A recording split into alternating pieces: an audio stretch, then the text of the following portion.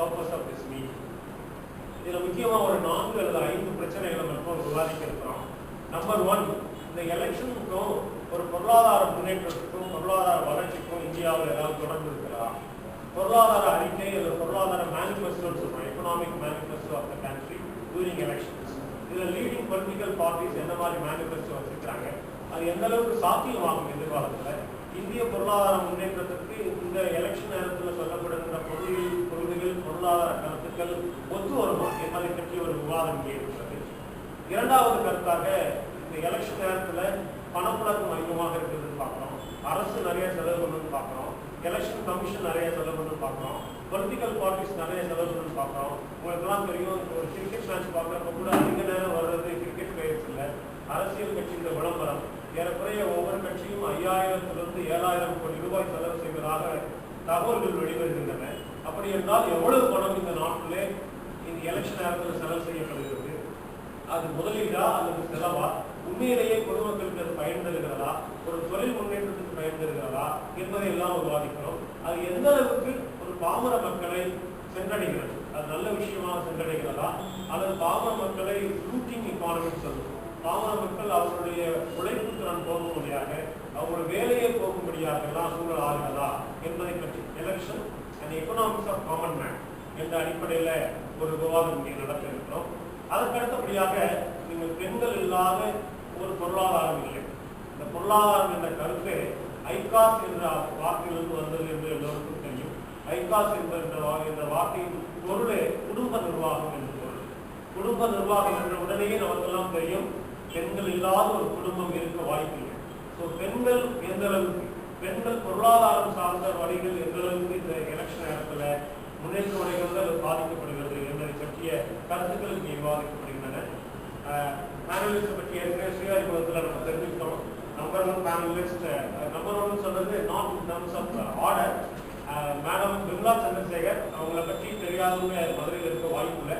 All India லெவலில் women's எம்பவர்மெண்ட்டுக்கு நிறைய ஒர்க் பண்ணிட்டு இருக்காங்க. அவங்க மேடம் வந்து ஒடிசா பேஸாக இருந்தாலும் தமிழ்நாட்டில் குறிப்பாக மதுரையில் அவங்க செயல்படுத்துகின்ற பல வேலைகள், குறிப்பாக பெண்கள் முன்னேற்றத்திற்கும் பெண் குழந்தைகள் முன்னேற்றத்திற்கான வேலைகள் பாராட்டத்தக்க விஷயம். ஏன்னா சோமபாஸ் மேடம் மெட்ரோ பிளஸ்ல ஒரு பெரிய கவர் சொல்லி கொடுத்துருந்தாங்க, தட் டீச்சர்ஸ் மெனி பீப்புள். அவங்க வராத மீடியா இருக்க முடியாது. திருமணத்தில் நிறைய செய்திகள் அவங்களுடைய நிகழ்வுகளை கொடுத்துருக்காங்க. இன்னும் நிறைய தெரியணும்னா அவங்களுடைய வெப்சைட்டை நீங்கள் பார்க்கலாம், ஏக்தான்ற ஒரு வெப்சைட் தெரிஞ்சுக்கலாம். அதுக்கு அடுத்தபடியாக இருக்கக்கூடிய இன்னொரு panelist, senior member, professor of economics, என்னுடைய டீச்சர், மதுரை காமராஜர் பல்கலைக்கழகத்தில் ஓய்வு பெற்றிருக்காங்க. பட் ஓய்வு பெற்றது மாதிரி எனக்கு தெரியல. ஏன்னா ஆல் இந்தியா லெவலில் யூஜிசியில் நேக்னு ஒரு கமிட்டி வச்சிருக்காங்க. அவர் ஒவ்வொரு காலேஜும் தர கட்டுப்பாடு கொண்டு வருவதற்காக அதில் நேஷனல் லெவலில் அவங்க மெம்பராக இருக்காங்க. எனக்கு வந்து ஏற்கனவே ஒரு 300க்கு மேற்பட்ட கல்லூரிகள் பல்கலைக்கழகங்களுக்கு சென்று வந்திருக்கக்கூடிய ஒரு அனுபவசாலி. அவர்கள் ஏற்கனவே இந்தியன் எக்கனாமிக் அசோசியேஷன் சொல்லக்கூடிய ஒரு அமைப்பில் கடந்த 20-30 ஆண்டுகளாக பல கற்றல்களை வாசித்து அதை செயலாக்கம் செய்யக்கூடிய ஒரு சிறந்த நிர்வாகி, ஒரு பொருளாதார பேராசிரியர். மூன்றாவது, நான் இந்த நேரத்தில் ஒரு நண்பருக்கு நான் நன்றி சொல்லணும். டாக்டர் சீனிவாசன், சாஸ்திரா பல்கலைக்கழகத்தில் இருக்கிறார். அவர் தொடர்பு கொண்டப்ப அவர் சொன்னார், இல்லை என்னோட நல்ல ஸ்பீக்கர் ஒருத்தர் இருக்காரு, பட் விஷயம் தெரிஞ்சவர் தான் உங்களுக்கு அனுப்பணும்னு சொன்னார். அந்த டாக்டர் சீனிவாசன் வந்து மிஸ்டர் குருமூர்த்தி எல்லாருக்கும் கேள்விப்பட்டிருக்காங்க. அதாவது நேட்டிவ் எக்கனாமிக்ஸ் பற்றி பேசுகிறவர், நம்ம உள்நாட்டு பொருளாதார கொள்கைகள் உலக அளவாக செல்லக்கூடியது என்று பேசக்கூடியவர், அவருடைய நண்பர். அவர் மூலமாக அறிமுகமானவர் நம்ம நண்பர் சுந்தரம் சார். அவர் ஒரு இடத்திலே அவர் சார்ட்டர்ட் அக்கௌண்டன்ட். ஏன்னா உங்களுக்கு பெரிய உண்மையான எக்கனாமிக்ஸ் எல்லாம் யாருக்கு ஒழிஞ்சிருக்குன்னா 2 பேர் தான். ஒன்று இந்த சிஏ படிச்சிருக்க சார்ட்டர்ட் அக்கௌண்டன்ட். இவங்க தான் இந்திய பொருளாதாரத்தில் முக்கியமான விஷயங்களை பட்ஜெட் மேக்கிங் வரைக்கும் உதவி செய்யக்கூடிய மிக முக்கியமான ஆட்கள். இரண்டாவது தொழிலதிபர். ஸோ அந்த மாதிரி ஒரு பொதுமக்களிடத்தில் எப்படி இந்த பொருளாதாரம் சென்றடைகிறது, எலெக்ஷன் நேரத்தில் எப்படி சென்றடைகிறது, அது உண்மையிலேயே பாதிப்பா இருக்கா அல்ல வளர்ச்சிக்கு உதவுதா என்பதை பற்றி கருத்துக்களை சொல்ல வந்திருக்கிறார். இது போக ரொம்ப முக்கியம், ஒவ்வொரு பேனலிஸ்டும் ஒரு 5-10 நிமிடம் அவருடைய கருத்துக்களை எடுத்து வைப்பார்கள்.